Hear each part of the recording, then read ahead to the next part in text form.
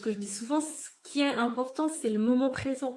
Ce qui s'est passé, c'est passé. Bien sûr, vous pouvez en tirer des leçons, mais ce qui va être important, c'est, ok, aujourd'hui, au vu de la situation, comment moi j'essaye d'en tirer une opportunité, comment moi j'essaye effectivement d'inverser la dynamique et comment j'essaye effectivement de rebondir au lieu de, entre guillemets, hein, bien sûr, c'est pas évident quand on le vit, hein, je tiens à le préciser, mais au lieu d'être dans ce moment-là où on est en paralysie totale, où on va refaire le film de notre histoire, et en fait, on ne prend pas en compte que là, mon partenaire, à l'instant T, a changé, et en fait, est-ce que j'ai envie de ce changement, ou est-ce que je n'ai pas envie de ce changement?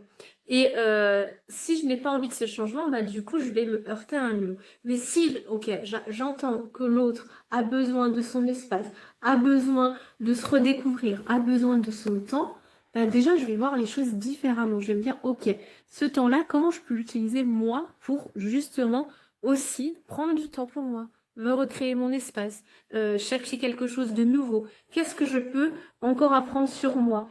Et c'est dans cette dynamique-là qu'en fait, on avance. En fait, bah, au lieu d'utiliser une situation aussi difficile que celle-là, bah, au lieu d'en faire encore plus quelque chose où on va, entre guillemets, descendre, on va encore en plus se sentir mal, ou bah, plutôt le choisir pour rebondir et puis pour aller du coup travailler sur les différents aspects. Donc ça peut être la communication.